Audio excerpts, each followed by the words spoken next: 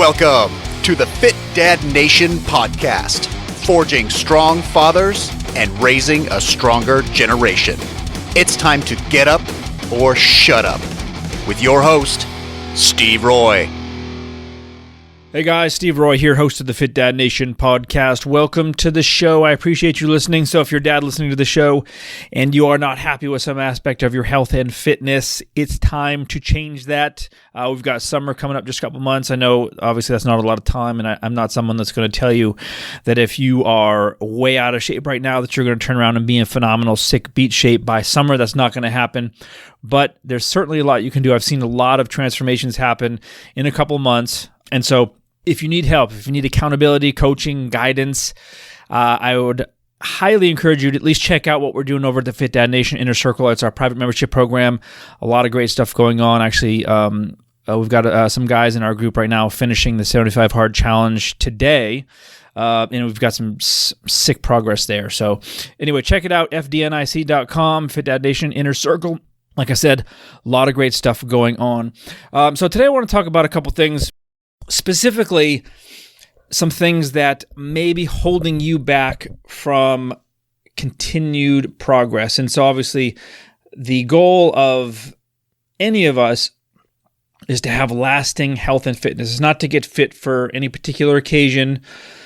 It's all about longevity, right? And feeling good, looking good inside and out in the long term. The problem is a lot of us can get into really good shape, or at least into decent shape, in the short term, right? We get motivated for something like, for example, for the 75 Hard, and kick ass, do really well, drop a bunch of weight, feel great, but then turn around a few months later because something comes up and we're starting back on a downward slope and end up, where we started. And I've seen it just so many times, and, there's probably a good chance that you've gone through that personally as well. And so I want to talk about 3 reasons why this might be happening. Obviously there's so much psychology behind this, and so I don't clearly have the answer for everybody, but these are 3 things that I see pop up that a lot of people don't even recognize or realize is happening. And it's important stuff. And I would say the first one is you're lying to yourself.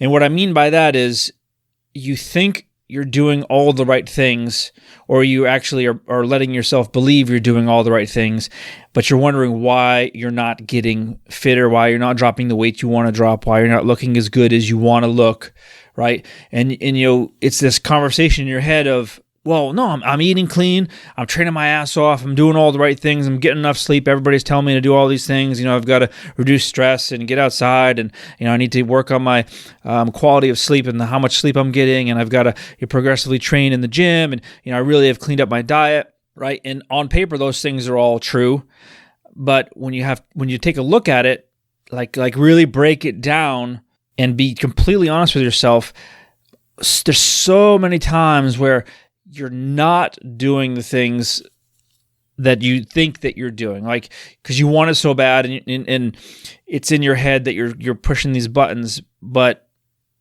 you're not hitting them. So let's take, for example, the gym, right?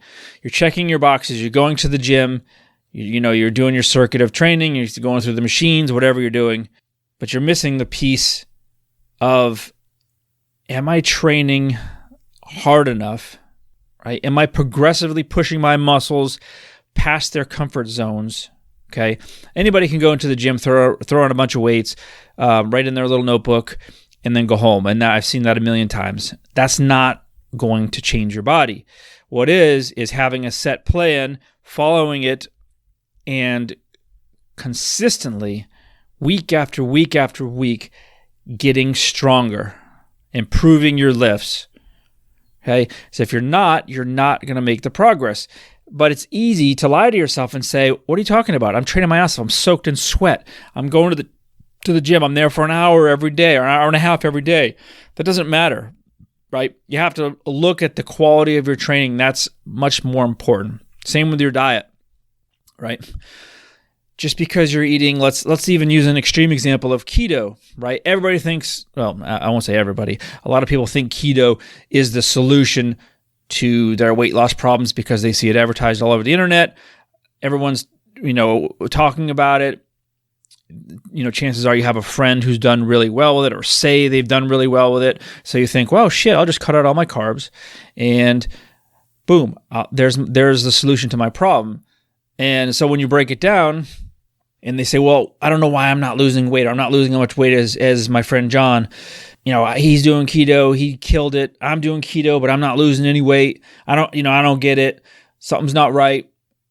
But again, there's a good chance that you're just lying to yourself because you're not doing it the right way, right? Just cutting out all carbs isn't the point behind it. You also have to look at the quality of your foods. You're looking at how much protein you're taking in, how much fat you're taking in, but it's the quality. People will just junk out, or they'll skip the important piece, which is getting enough protein. Okay, you cannot build lean muscle tissue, which is the absolute best fat burner that is possible for the human body, having more lean muscle tissue in the absence of enough protein. Problem is, a lot of us don't get it. If you go plant-based, for example, a lot of people aren't getting enough protein. You don't need a ton of protein. You don't need like 1 gram of protein per pound of body weight. That's been debunked. But you need, somewhere, from what I understand, 0.6, 0.7, somewhere in there. And some people aren't even getting that. So you have to make sure you get that. And so, there are people that say, well, what are you talking about? I'm eating paleo diet and I should be killing it, but I'm not. The problem is they're eating the paleo diet Monday through Friday, but on the weekends they give themselves a little cheat here and there, thinking, oh, I deserve this, or this won't hurt. This isn't technically paleo, but I'm going to eat it anyway. And that's not the issue. The issue is ultimately you're overeating and you're lying to yourself about it, like because you think that you're doing so well. You're not really taking that introspective look at yourself and saying, you know what, I'm not doing as well as I think I am. It's a hard conversation to have. I have this conversation with myself because I always think, I'm a coach, I'm a trainer, I've been doing this forever. It's easy for me. I can just, change a few things and boom, I'm back in shape. Problem is it doesn't work anymore. It did 15 years ago. Now I'm almost 50.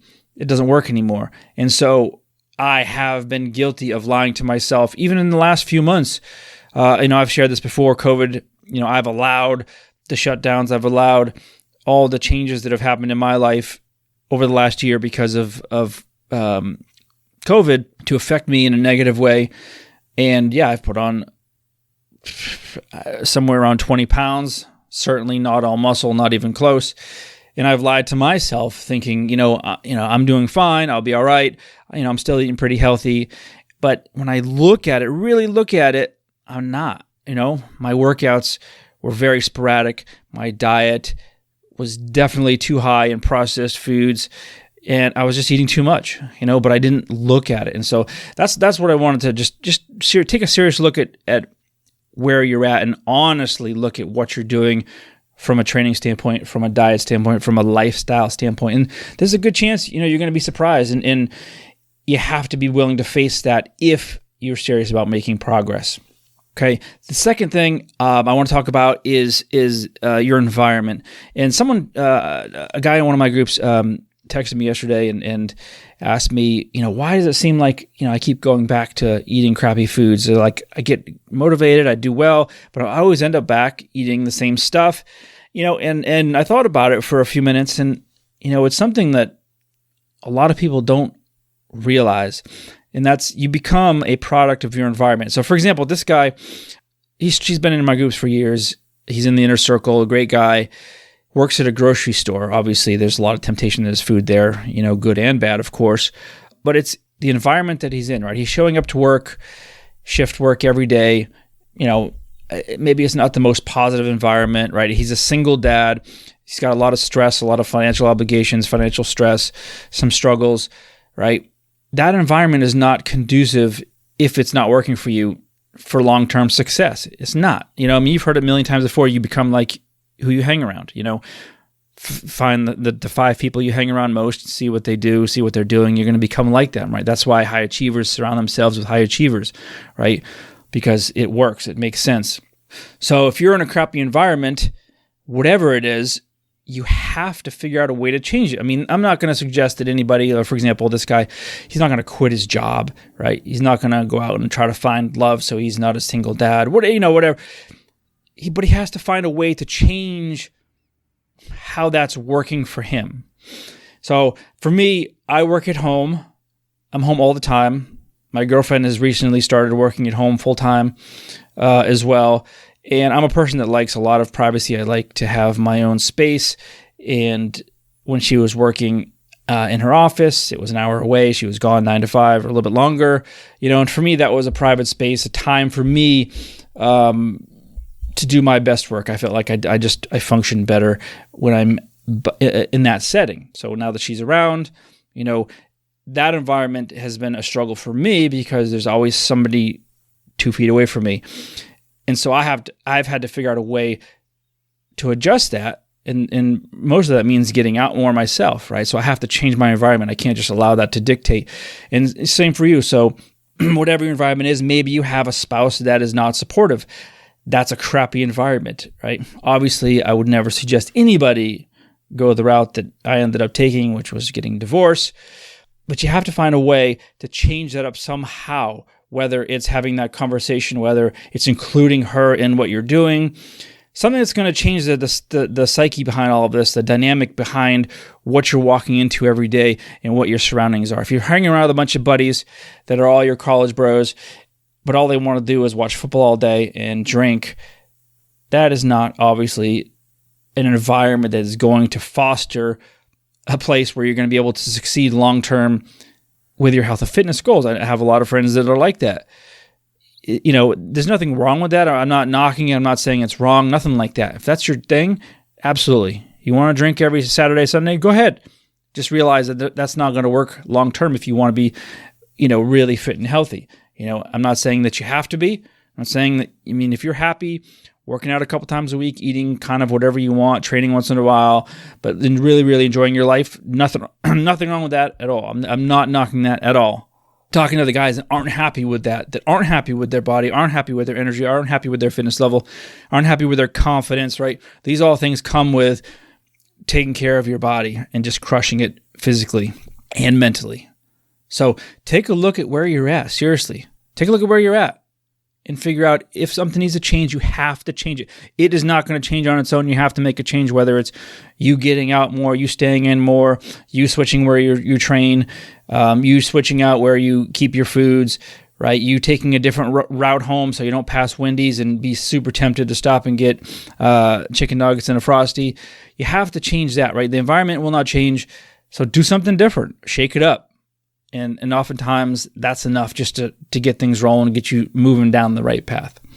Lastly, I want to tell you one, and a lot of people, when I say this, they tell me to fuck off, and I tell them, you don't really want this. You don't want this. And they say, what are you talking about?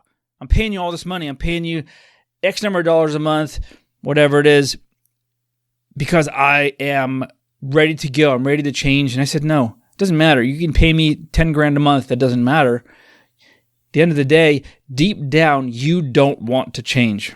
I've had many, many clients over the years that have showed up every day, paid me well, but deep down, they didn't really want it. They wanted to feel like they wanted it, so they show up, do what I told them to do, right? Follow the program. But at the end of the day, they didn't have that innate, deep desire to change. They just didn't, because it's fucking hard. It's, I've said this before, getting fit and staying there it's hard. It's simple. There's this very simple process following it, but it takes a lot of fucking work. It takes a lot of time. It takes a lot of energy. It takes a lot of dedication and commitment, and you have to have a passion for wanting to change. Okay, checking a box does not work. There's nothing wrong with not being in the position of not really, really, truly wanting it. Okay? That's not going to happen for everybody. It's not in the cards for everybody. That's fine. But I'm saying when the greatest changes are made, and I've seen this personally, I've gone through this many times. I've seen it in different clients over the years, different groups, different men. There's something has to click inside you to get you to say, this is something that I have to do. It's something that it just clicks with you, and then you wake up one day and you realize that this is what you're going to be doing. Like, this is not an option anymore. You're committed to this because of whatever it is. And again, very personal thing. Whatever drives you, drives you. You know, for me, and I've shared this before, being around, and I've been going through some kind of weird health issues myself recently, and especially at night, like I'll wake up multiple times in the night gasping for air, or it's almost like an anxiety attack, and I think I'm dying, and it's fucking scary as hell. And it's been happening a lot lately, and it actually happened last night a bunch of times. I freaked out. I mean, it's just freaking me out. And as soon as that happens, my mind doesn't go to, oh my God, am I dying? It's what happens if something goes wrong and I don't make it? What happens to my kids? I have to be here for my girls. I have to be here. That's absolutely the most important thing for me. They rely on me, and it's extremely, extremely, it's the most important thing I have in my life is to be here for them. And that drives me to make better decisions when, I could go down the path, because I am a junk foodie. I've always loved sugary junk foods, sodas, energy drinks, and I've gone down the path many times over the years, just binging on shit because it feels good. It's comfort food, and I just love eating junk food. Just have. I mean, that's just I don't know why. But what keeps me going off the deep end is that fact of it's so important. So please, guys, please understand what I'm telling you. Look at yourself seriously. If you have any questions, need anything, please reach out to me anytime. Talk to you next week. Thanks for joining us. And remember, if you want more information, check out the Fit Dad Basecamp group on Facebook. And don't forget to stop by fitdadnation.com. Until next time, keep kicking ass and taking the next step. You can do this, Dad.